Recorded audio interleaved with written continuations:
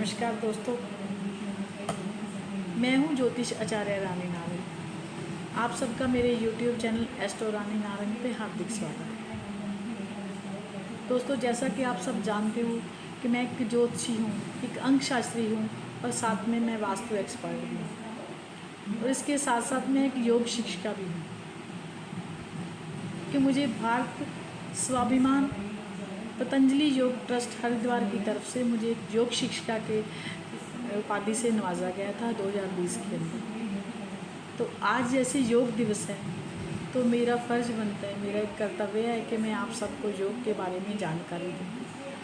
वैसे तो छोटे से वीडियो के अंदर योग के बारे में बताना पॉसिबल नहीं है कि योग के ऊपर बहुत बड़े बड़े ग्रंथ लिखे जा चुके हैं।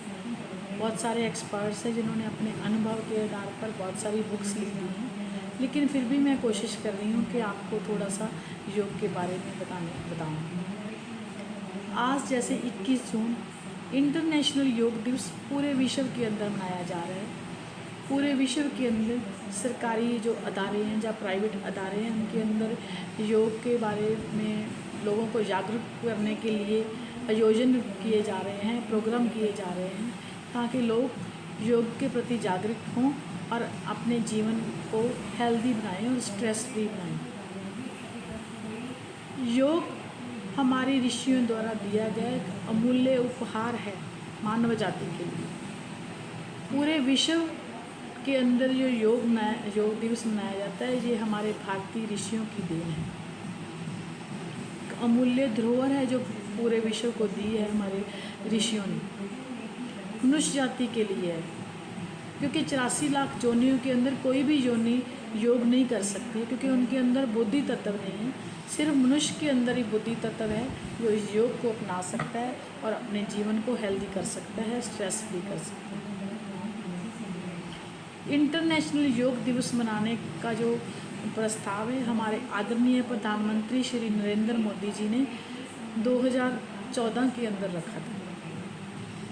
मई 2014 के अंदर उन्होंने अपना प्रधानमंत्री पद का कार्यभार संभाला और सितंबर 2014 को एक संयुक्त राष्ट्र महासभा हुई, जिसके अंदर 170 से ज़्यादा देशों ने भाग लिया था।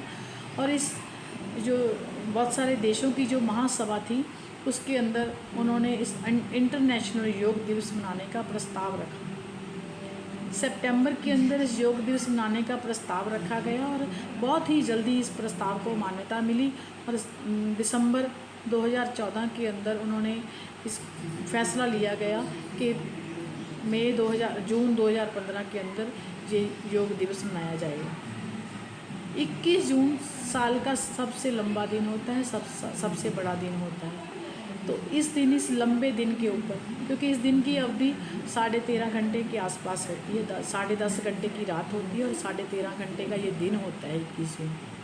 और इस लंबे दिन के ऊपर लंबी उम्र की कामना के साथ इस दिन को इंटरनेशनल योग दिवस को मनाने का फैसला लिया गया। और हर साल आयुष मंत्रालय की तरफ से एक थीम रखा जाता है, जिस थीम के तहत पूरे विश्व के अंदर ये योग दिवस मनाया जाता है।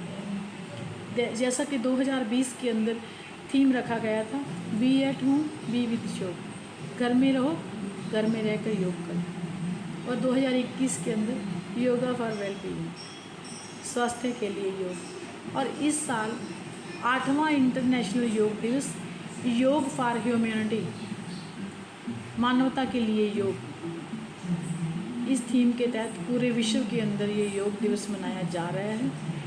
तो इस योग दिवस की जो महत्ता है, इसको बताने के लिए आपको ये वीडियो मैं लेकर के आई हूँ आपके सामने। तो योग एक ऐसी औषधि है, एक ऐसी दवाई है जिसके अंदर हर प्रकार की बीमारी को ख़त्म करने की क्षमता है, ताकत है, शक्ति है। आजकल मॉडर्न मेडिकल साइंस ने बहुत तरक्की की है। हर बीमारी का इलाज पॉसिबल है, हर बीमारी को क्योर किया जा सकता है, लेकिन परमानेंट क्योर सिर्फ योग के द्वारा ही किया जाता है। अभी तक भी मॉडर्न मेडिकल साइंस इतना आगे नहीं पहुंच पाया है कि हर बीमारी को परमानेंट क्योर कर पाए। और योग के द्वारा बिना कुछ पैसा खर्च किए, बिना कुछ अपना टाइम ख़राब किए, हम योग के द्वारा ऐसे ऐसे बेनिफिट्स ले सकते हैं, ऐसा ऐसा स्वास्थ्य लाभ ले सकते हैं। थोड़ा सा टाइम योग को अपने जीवन में लाकर, बस हमें थोड़ा सा आलस को त्यागना होगा, थोड़ा सा नींद को त्यागना होगा। अगर हम सुबह टाइम आधा घंटा 1 घंटा अगर योग को दे देते हैं तो हम पूरे दिन के अंदर इतना अपने शरीर के अंदर एनर्जीवान महसूस करेंगे, इतना हमारे शरीर का एनर्जी लेवल बढ़ जाएगा कि हम किसी भी कठिन से कठिन कार्य को बहुत अच्छे तरीके से कर पाएंगे। बस हमें आलस त्यागना होगा, हमें योग को अपने दिनचर्या का हिस्सा बनाना होगा।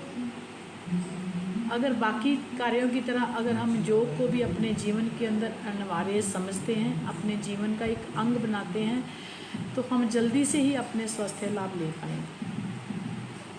योग हमें शारीरिक स्वास्थ्य के साथ साथ मानसिक स्वास्थ्य भी देता है। योग के हम कुछ ब्रीदिंग एक्सरसाइजेज करते हैं, कुछ फिज़िकल एक्सरसाइजेज करते हैं। फिज़िकल एक्सरसाइजेज से हम अपने शरीर को फिट कर सकते हैं, शरीर को सुंदर बना सकते हैं। जहाँ हमारे जो अननेसेसरी कैलोरीज़ हैं उनको हम बर्न कर सकते हैं और शरीर को सुंदरता का रूप दिया जा सकता है। जो ब्रीदिंग एक्सरसाइजेज हैं उनके द्वारा हमारे शरीर का ऑक्सीजन लेवल बढ़ता है। शरीर का ऑक्सीजन लेवल बढ़ेगा तो शरीर के अंदर ब्लड सर्कुलेशन अच्छा होगा। अगर ब्लड सर्कुलेशन अच्छा रहेगा तो शरीर के अंदर बीमारियां नहीं आएंगी। हर बीमारी जो है वो ब्लड सर्कुलेशन अगर पुअर होता है हमारे शरीर का, तभी बीमारियां आती हैं। मानसिक तनाव, डिप्रेशन, आजकल छोटे छोटे बच्चों के अंदर जो है मानसिक तनाव हो रहा है। छोटी सी चीज़ को लेकर नशा का शिकार होते जा रहे हैं बच्चे। तो ये सब योग करने से हम अपने आने वाली जो पीढ़ियाँ हैं उनको बचा सकते हैं।